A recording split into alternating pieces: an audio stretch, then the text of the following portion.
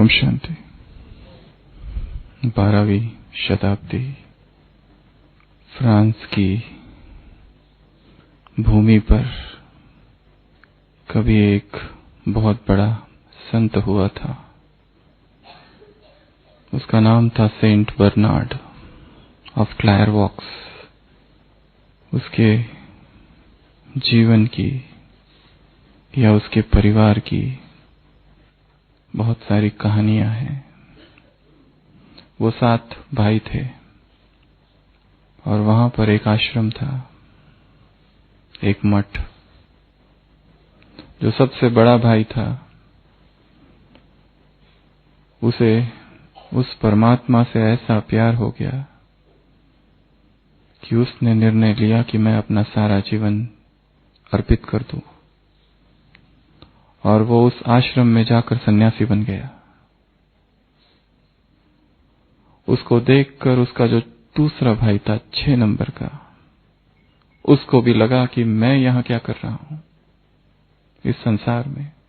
जीवन तो वहां है, प्रभु की शरण में, प्रभु के सानिध्य में, और वो भी वहां रह जाता है। तीसरा जो भाई होता है बर्नार्ड, वो तो एक ऐसा अद्भुत प्रभु प्रेमी था कि उसके एक एक पत्र में ऐसी परमात्मा प्रेम की झलक है कि जैसे एक ईश्वर ही सब कुछ है, उसके अतिरिक्त कुछ संसार में सार ही नहीं। सभी भाइयों में उसका सबसे ज्यादा गायन है। 3 तो चले गए, चौथा सोचता है मैं यहां क्या कर रहा हूं, मुझे भी जाना चाहिए, वो भी चला जाता है। 5वां सोचता है बाकी सब चले गए, मैं क्या करूं यहां संसार में, मुझे भी जाना चाहिए।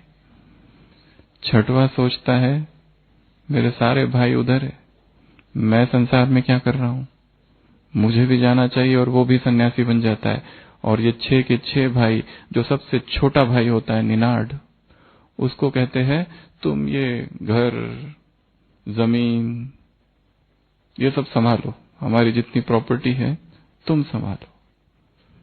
तो वो छोटा सा 11 साल का बच्चा होता है निनार्ड, वो कहता है you took the heaven and give me the earth. तुमने स्वर्ग ले लिया और मुझे धरती देते हो, मैं भी आता हूं। और 7 के 7 भाई सन्यासी बन जाते हैं। इस पर एक किताब लिखी है, the family that overtook Christ.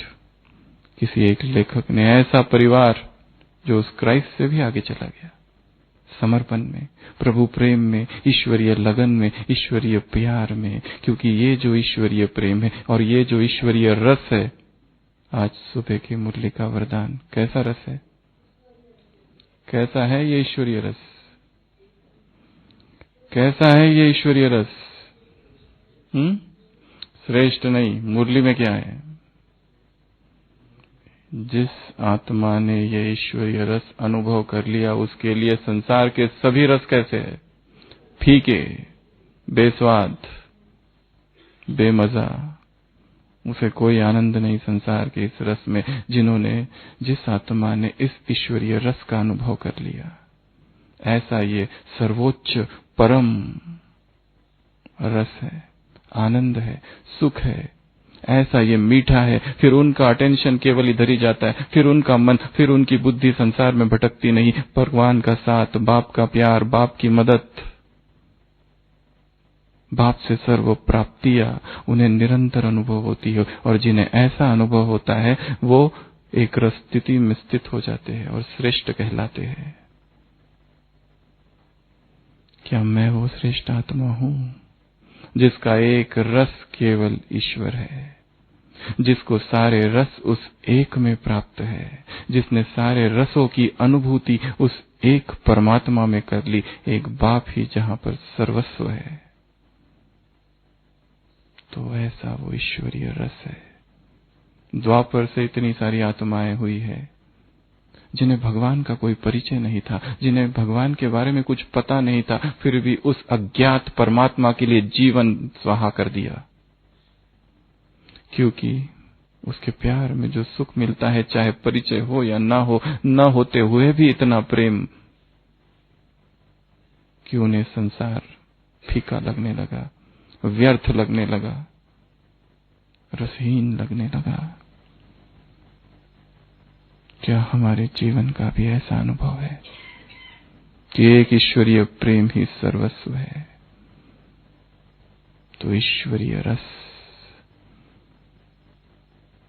साहित्य में नव रसों की चर्चा है। नवरस कौन कौन से, किसी को याद है? कौन कौन से? अद्भुत रस, विभत्स रस, वीर रस, हास्य रस, 9 है। भक्ति मार्ग में 9 रसों की चर्चा है। काव्य का श्रृंगार है रस। रस अर्थात वास्तविक शाब्दिक अर्थ है निचोड़। कोई भी कविता बिना रस के पूर्ण नहीं होती, और ये है ईश्वरीय रस। और इस ईश्वरीय रस में भी 9 भाग है। तो इस ईश्वरीय नवरस की आज हम चर्चा करेंगे। कल जो व्यक्तवाणी चली बाबा की, उसके आधार पर, और कल जो चलने वाली है सुबह, उसके आधार पर।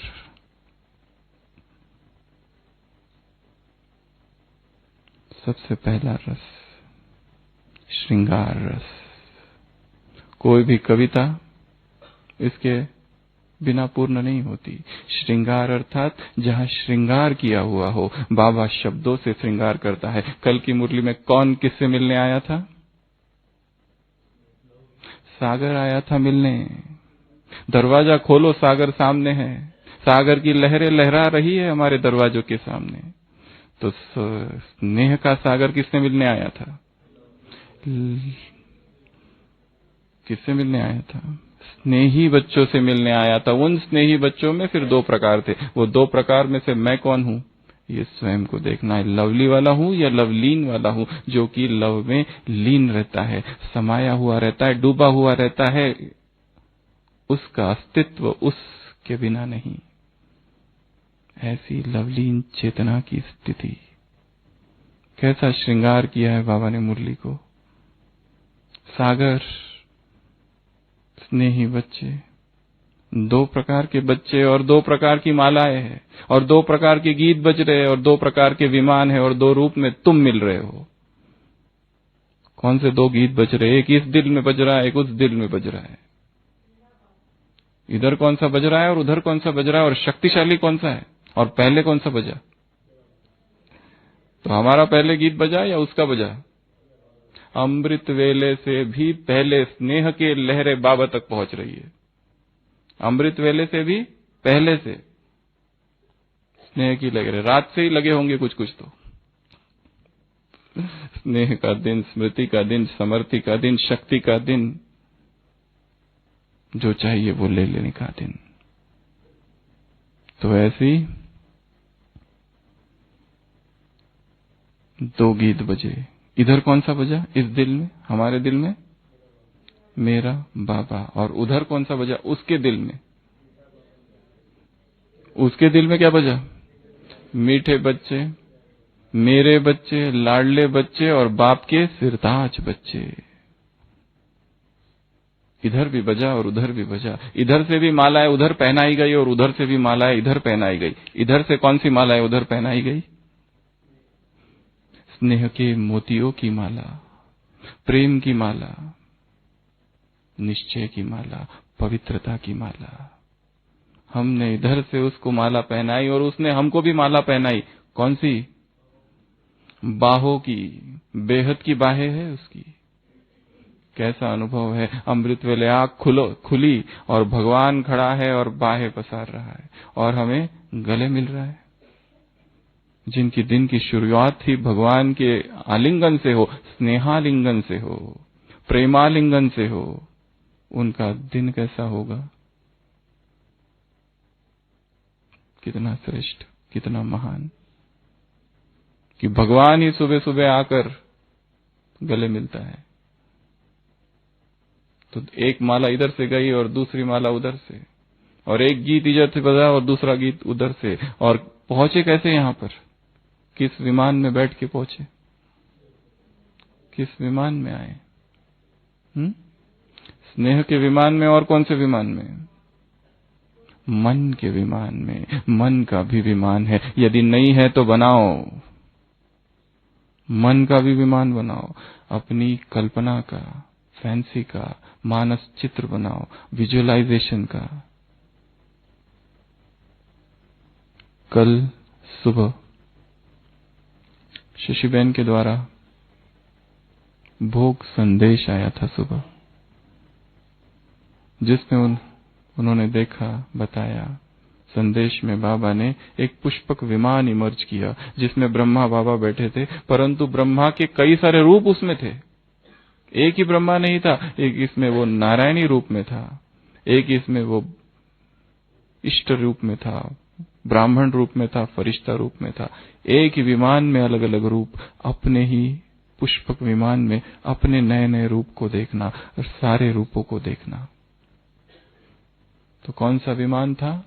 स्नेह का विमान और मन का विमान। यहां पहुंचे कैसे? इस विमान से पहुंचे। और किस रूप में पहुंचे? दो रूपों में पहुंचे। कौन से वो दो रूप थे? अव्यक्त स्थिति का रूप और दूसरा फरिश्ते का रूप।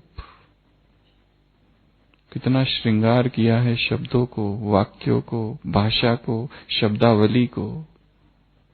अलंकारिक भाषा है ये।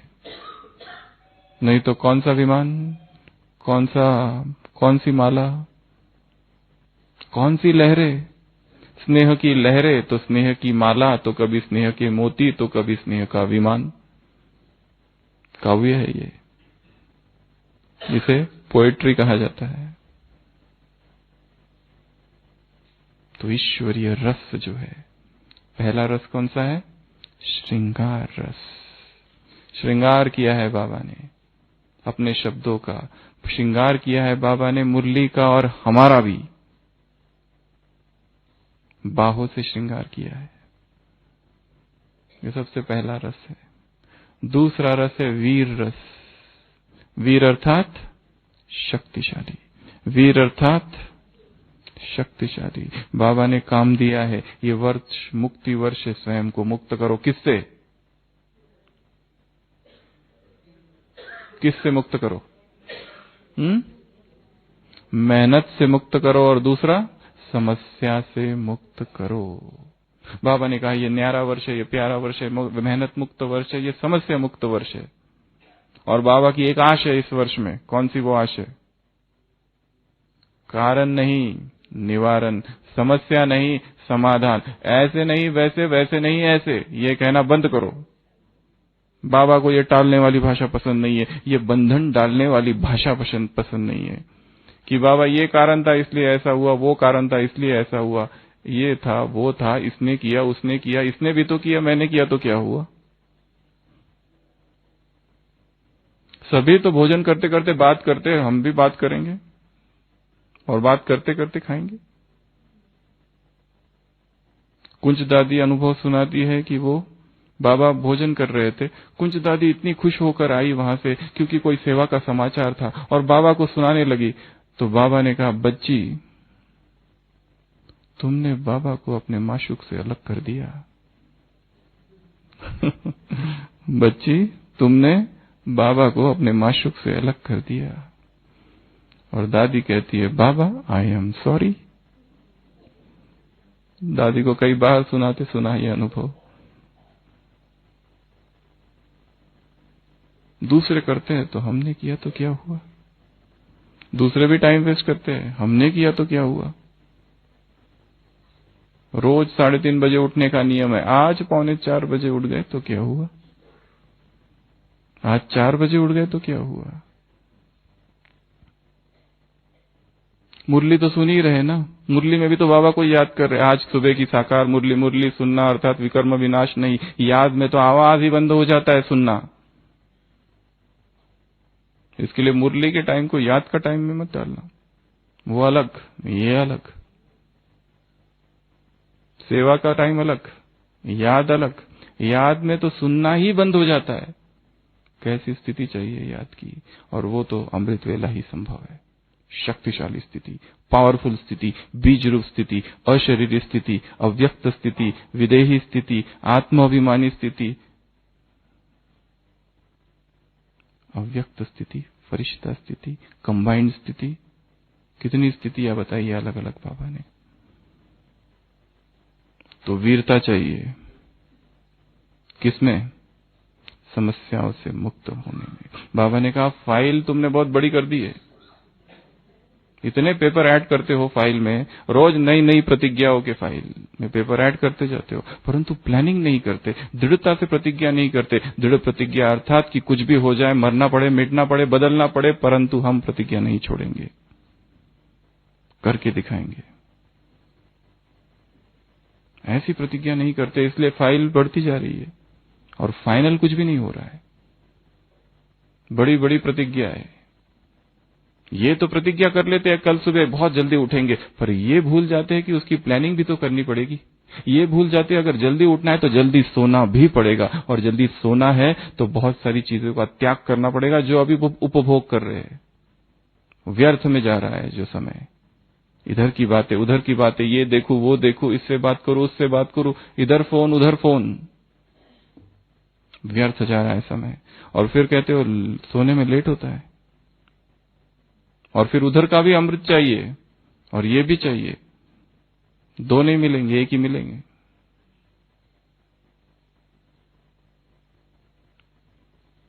इसके लिए 10 बजे से पहले गाड़ी गैरेज में और आत्मा ड्राइवर परमधाम में, तो ही कहीं जाकर शक्तिशाली अनुभव होगा अमृत वेला। तो वीरता चाहिए ये सब करने में, पावर चाहिए, और ये पावर आएगी ईश्वरीय रस में डूबने से, ईश्वरीय प्रेम में डूबने से। बाबा ने कहा तुमने केवल एक शब्द कहा मेरा बाबा, पर इससे क्या क्या हो गया? आत्माभिमानी बनने से क्या क्या होगा? जन्म जन्म के भाग्यवान बन गए, कल्प पहले जैसे। मेरा कहते ही उसका सब कुछ तुम्हारा हो गया, मेरा कहते ही उसके खजाने तुम्हारे खजाने हो गए, सारी प्राप्तियां तुम्हारे पास आ गई।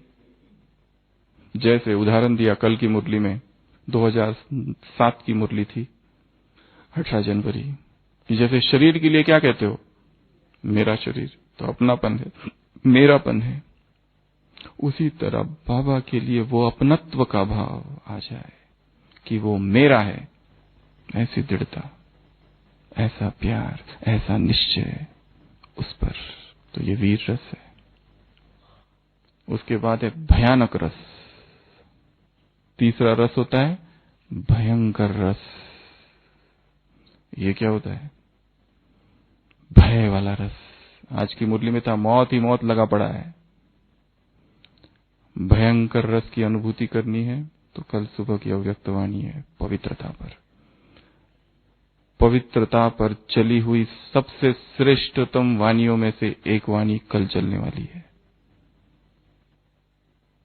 ब्राह्मण अर्थात पवित्र, और ऐसे कड़े शब्दों का प्रयोग किया है कि शायद ही किसी मुरली में ऐसे शब्दों का प्रयोग है।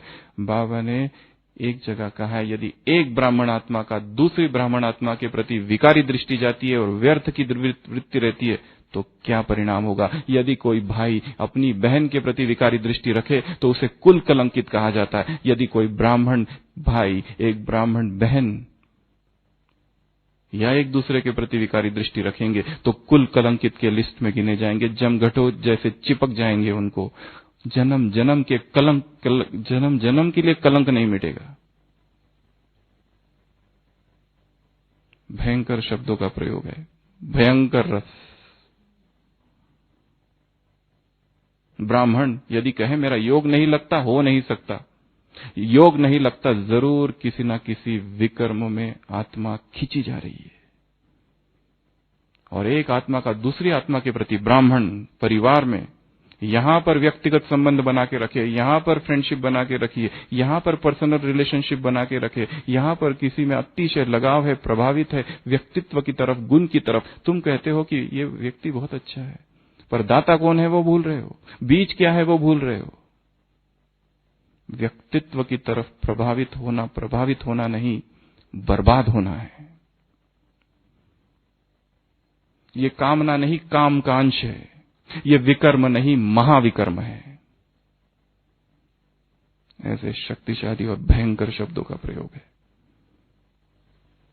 इसके लिए अपने संबंधों को चेक करो। इस परिवार में भाई चेक करे किसी बहन के प्रति कोई विकारी दृष्टि या व्यर्थ वृत्ति तो नहीं। बहन भी चेक करे किसी भाई के प्रति विकारी दृष्टि और विकारी वृत्ति तो नहीं। बाप दादा 100 गुना दंड देगा, तब बाप बाप के रूप में तुम्हें नहीं मिलेगा, बाप तुम्हें धर्मराज के रूप में मिलेगा। इसके लिए ब्राह्मण अर्थात संपूर्ण पवित्रता, होली हंस। और पवित्र आत्मा के सामने कैसी भी वृत्ति वाली आत्मा आ जाए वो पवित्र होगी। इसके लिए ये जो लगाव है, ये जो झुकाव है, इससे या तो प्रभावित होंगे या तो परेशान। स्वयं को इस लगाव से मुक्त कर दो। भगवान की मना है पर्सनल रिलेशनशिप्स के लिए। यहां तक कि बाबा कह रहे प्रभावित भी नहीं हो किसी से। इसके गुण अच्छे, इसकी विशेषता अच्छी, व्यक्तिगत। जगदीश भाई जी ने एक जगह लिखा है, ये वर्शिप पर्सनैलिटी वर्शिप नहीं है ब्रह्मा कुमारीज में। किसी व्यक्तित्व की पूजा नहीं करनी है, किसी व्यक्ति से प्रभावित नहीं हो जाना है। ये अच्छा है, बहुत अच्छा सुनाता है, बोलता है, ये भी बंधन है, ये भी बाधा है। और बाबा ने कहा मुक्ति वर्ष मनाओ, मुक्त कर दो स्वयं को इन सभी बंधनों से। ये विकर्म नहीं, महाविकर्म है। भयंकर रस। तो ये ईश्वरीय ज्ञान में भयंकर रस भी है, भयानक रस भी है, डराने वाला रस भी है। परंतु ये डर सुरक्षा कवच है। क्योंकि यदि किसी आत्मा की तरफ आकर्षण हो गया तो वही आत्मा अच्छी लगती है, वही चाहती है, उसी से बात, उसी से फोन कॉल, उसी से मैसेज। लगाओ, और वो लगाओ कब वासना का रूप ले ले बता नहीं सकते।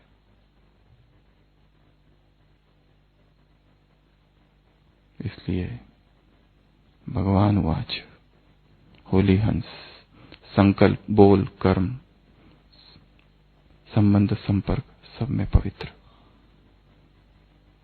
कल की जो मुरली है हर एक ने कम से कम 10 बार तो पढ़नी चाहिए सारे दिन भर। और उसमें जो वाक्य है, जो शब्दावली है, जो भाषा है, नोट करके रखो। पवित्रता पर चली हुई सर्वश्रेष्ठ मुरलियों में से एक मुरली है ये, और उसी की कमी है संसार में। बाबा ने कहा पापाचार है, भ्रष्टाचार है। साइंस भी वृद्धि को पा रहा है, पर ये दो भी बढ़ रहे हैं। अभी तुम सेवा में कुछ नई उन्नति करो, नई इन्वेंशन करो, 3 सेवाएं इकट्ठी करो।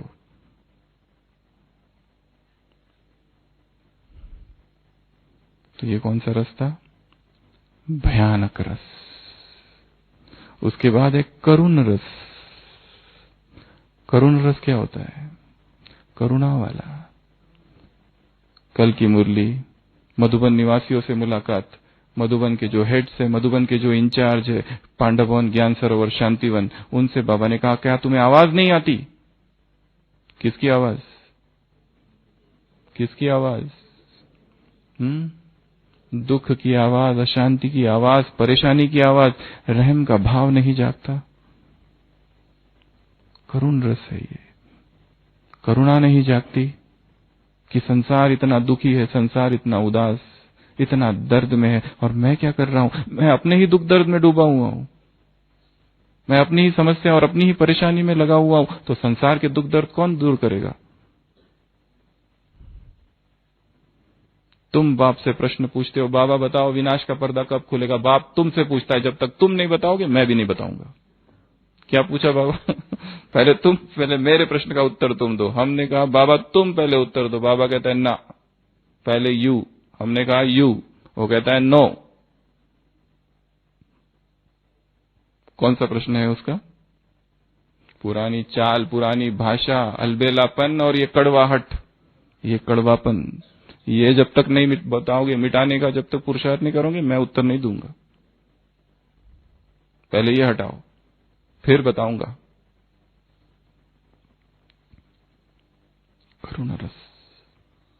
करुणा रस जागे, संसार तड़प रहा है।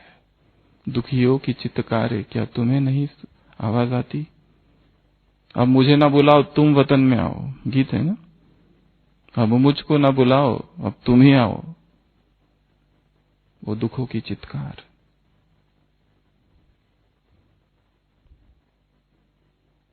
उसके बाद है विभत्स रस। विभत्स अर्थात घृणा, नफरत, हेट्रेड, डिसलाइक। किससे घृणा करनी है? विकारों से, पाप से, विकर्म से। अभी भी आकर्षण है विकारों का, अभी भी अच्छा लगता है ये देह और देह के सुख। शायद ईश्वरीय रस का अनुभव ही नहीं किया है। उस रस के सामने सारे रस फीके हैं। एक बार आत्मा उसका स्वाद चख ले, एक बार अमृत वेले के समय वो अशरीरी अवस्था में डोलने लगे, लंबा लंबा समय तक अशरीरी रहे, शरीर नीचे छूट जाए, आत्मा ऊपर तैरती रहे।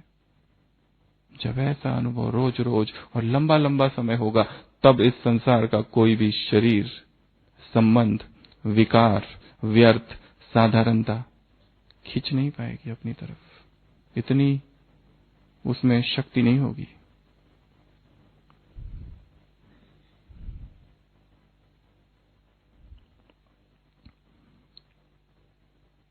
विभत्स, घृणा, ये छीछी दुनिया है, ये छीछी शरीर है। बाबा का कोई फोटो लेने आता था, बाबा क्या कहते थे? इसका क्या फोटो लेना, ये छीछी है। और जिसका लेना है वो तो आएगा नहीं, उसका वो निराकार है। उस दिन आत्म प्रकाश भाई जी अनुभव सुना रहे थे कि बाबा खेल रहे थे क्रिकेट।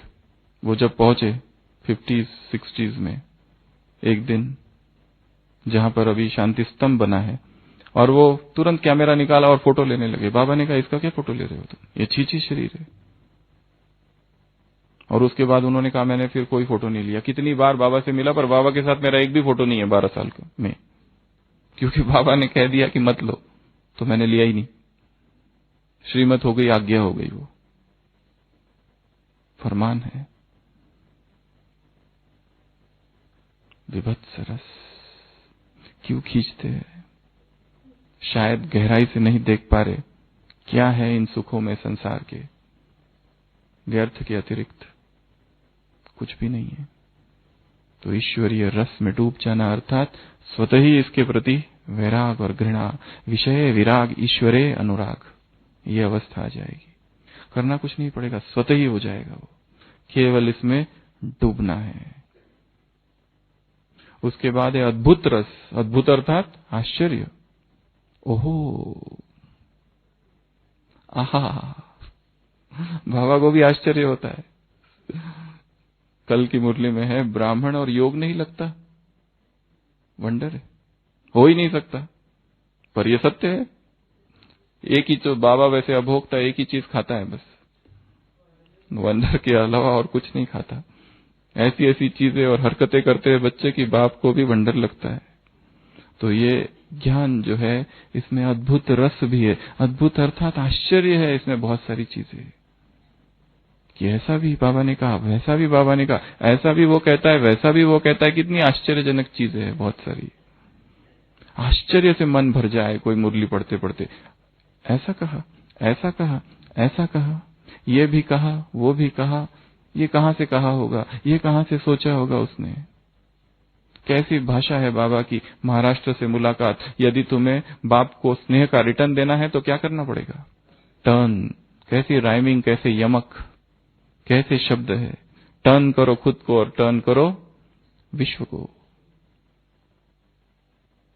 कौन सी विशेषता बाबा देखता है? अद्भुत उसकी दृष्टि है। विदेशियों से मुलाकात, कौन सी विशेषता है? ना तो ना, हां तो हां। और जो कार्य करते हैं करते ही है, विजय तिलक लगा पड़ा है। हर ग्रुप से मिलते हुए गहराई से उस ग्रुप, उन आत्माओं का क्या अंदर का हाल है वो देख लेता है। कितनी अद्भुत बात है। ये अद्भुत रस उस ईश्वरीय रस में समाया हुआ है। फिर है रौद्र रस। रौद्र अर्थात क्रोध। मुरली में क्रोध का कहाँ आता है? आता है क्या? बाबा का विकराल रूप धर्मराज का। रौद्र रूप धारण करते। शिव का रौद्र रूप प्रसिद्ध है। तांडव नृत्य करता है शिव। तब कल की मुरली पूरी रौद्र रूप पर है। तब बाप तुम्हें बाप के रूप में नहीं मिलेगा, धर्मराज के रूप में मिलेगा।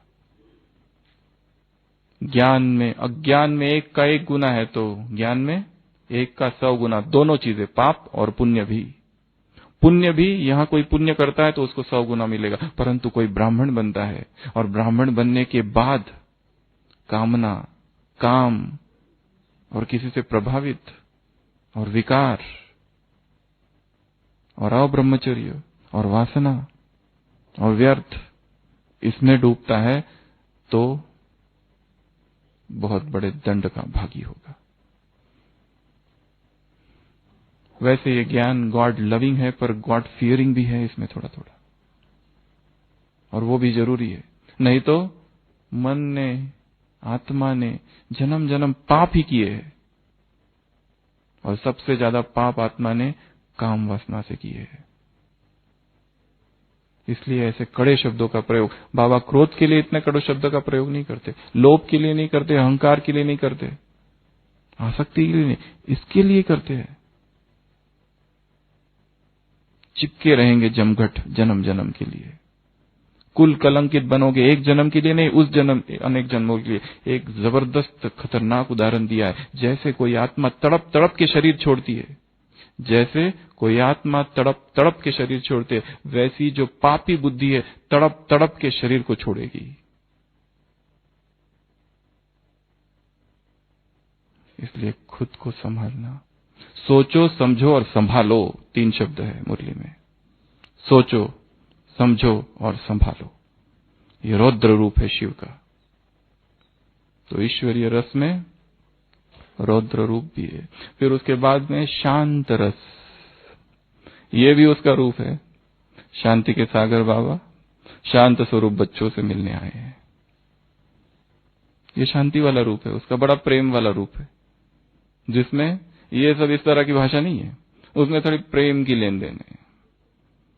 बाबा ने आके आंखों में ये देखा, मस्तक में वो देखा, हाथों में वो देखा, पैरों में वो देखा, इधर वो देखा, उधर वो देखा। ऐसी मुरली आती है ना। एक इतनी सुंदर मुरली है जिसमें बाबा ने कहा, आज प्रेम के सागर बाप अपनी ज्ञान नदियों में स्नान करने आए हैं। क्या करने आए हैं? सागर आया है नदियों में स्नान करने। सुना कभी ऐसा? सागर आता है किसमें? नदी में स्नान करने। लोग सागर में स्नान करने जाते हैं, यहाँ सागर नदियों के पास आ रहा है स्नान करने।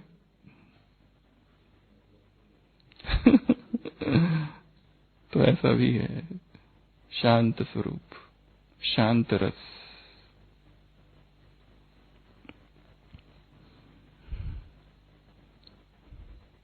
उसके बाद है हास्य रस। हास्य अर्थात हंसी। बातें भी कुछ कुछ ऐसी करता है बाबा कि हंसी आ जाती है, रमणीक बातें करता है। बच्चे बाप से कहते हैं, बाबा हमारे गांव में चलो। बच्चे बाप से कहते हैं, बाबा हमारे गांव में चलो। बाप कहते हैं, कांटों के जंगल में बंदरों को देखने चलूं क्या? 2-3 दिन पहले मुरली थी, परसों ही। बाप ना खाता है, ना पीता है, ना उसकी कोई तमन्ना है, उसकी कोई चाहना नहीं, कुछ चाहता नहीं है। बाप को यदि तुम टोली दोगे तो बाप खाएगा क्या? ये रमणीकता है, हास्य है उसमें। हास्य रस समाया है ईश्वरीय रस में। ऐसी ऐसी रमणीक बातें करता है कि हंसी आ जाती है मुरली पढ़ते पढ़ते। तो ईश्वरीय रस में हास्य भी समाया हुआ है। तो ऐसे ये 9 रस है, और ये सारे रस मुरलियों में है। एक एक मुरली में एक एक रस समाया हुआ है। वहां तो कोई एक रस, एक कविता कोई लिखता है उसमें एक रस होता है, बस सारे रस नहीं होते। ये ऐसी ईश्वरीय कविता, ईश्वरीय पोएट्री है, डिवाइन पोएट्री है, गॉड्स पोएट्री है, परमात्मा वेद है, परमात्मा उपनिषद है, परमात्मा बाइबल है, परमात्मा कुरान है, परमात्मा ग्रंथ है, कि जिसमें सारी कविताएं और सारा रस है और सारा निचोड़ है और सारे रस इस एक रस में समाये हुए हैं। ऐसा ये ईश्वरीय रस है। एक 10वां रस भी है, आउट ऑफ सिलेबस, वात्सल्य रस। एक माँ का प्यार होता है ना अपने बच्चों से, वैसे बाप भी गोपाल है। हम सब कौन है? गैया। माँ की तरह प्यार करता है वो। एक वो भी रस है, वात्सल्य। और एक आउट ऑफ सिलेबस 11वां रस भी है, भक्ति रस। वो प्रेम वाला रस है जिसमें अथाह प्रेम ही प्रेम झलकता है। केवल प्रेम की ही बातें होती है वहां पे। ये सब वैराग वगैरह शब्द भी नहीं आते वहां तो। ये सजा, धर्मराज, ये सबसे दूर, केवल प्यार, केवल प्यार और केवल प्यार। तो बाबा की मुरली संपूर्ण सत्य है, संपूर्ण ईश्वरीय रस है, संपूर्ण ज्ञान है, संपूर्ण योग है, निचोड़ है शास्त्रों का, वेदों का, उपनिषदों का, संपूर्ण ज्ञान का, मानव इतिहास के संपूर्ण हिस्ट्री का, मानव इतिहास के संपूर्ण भूगोल का, इतिहास का। तो ऐसे ये 9 रस फिर से रिवाइज करते हैं। पहला रस श्रृंगार रस, बाबा हमारा भी श्रृंगार करता है, उसकी मुरली में भी श्रृंगार ही श्रृंगार है। दूसरा रस